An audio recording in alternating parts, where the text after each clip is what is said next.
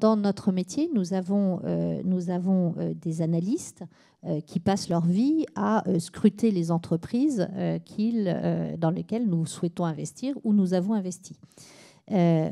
Dans ces analystes, jusqu'à il y a quelques années, nous avions des analystes qui regardaient un ensemble d'indicateurs qui n'avaient pas les indicateurs dont nous avons parlé aujourd'hui.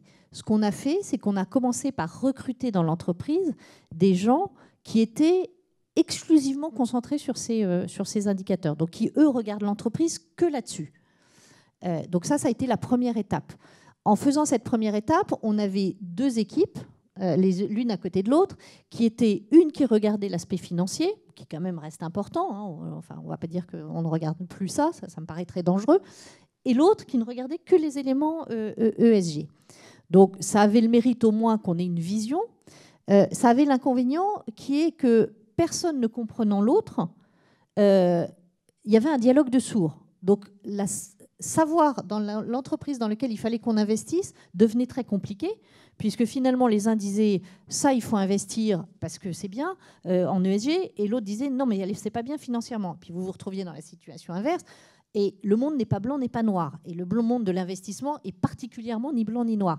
Et donc, il faut qu'on trouve finalement notre propre compréhension de l'entreprise et qu'on pondère et qu'on mitige les deux éléments et qu'on regarde celles qui nous paraissent avoir les meilleurs éléments. Je ne parle pas de compromis parce que je ne suis pas sûre que le compromis soit la bonne solution, mais celle qui a les bons éléments. Et ce n'est pas les meilleurs élèves financiers et les meilleurs élèves ESG.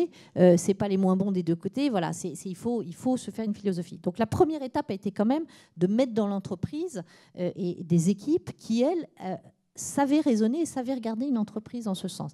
Et puis la seconde étape qu'on fait maintenant depuis 18 mois et sur laquelle on arrive à maturité, c'est de dire mais ces deux équipes-là, ça à terme doit être une même équipe, parce que l'entreprise, elle ne se regarde que d'un seul tenant. Donc il faut qu'on arrive finalement à ce que l'analyste qui regarde une valeur soit capable de la regarder sous tous ses angles. Et donc depuis 18 mois, on a travaillé à faire converger ces deux équipes et donc qu'elles sachent se parler, qu'elles se comprennent, qu'elles adhèrent à un langage commun, de telle sorte que, comme je disais aux équipes ESG il y a quelques temps, je leur disais, vous savez, vous devez travailler à votre obsolescence. C'est-à-dire qu'une fois que le travail est bien fait et que l'ESG est bien intégré, en fait, nous n'avons qu'une seule équipe d'analystes, d'entreprises, qui vont regarder l'entreprise comme elle l'a regardée hier, mais de façon plus large et plus holistique.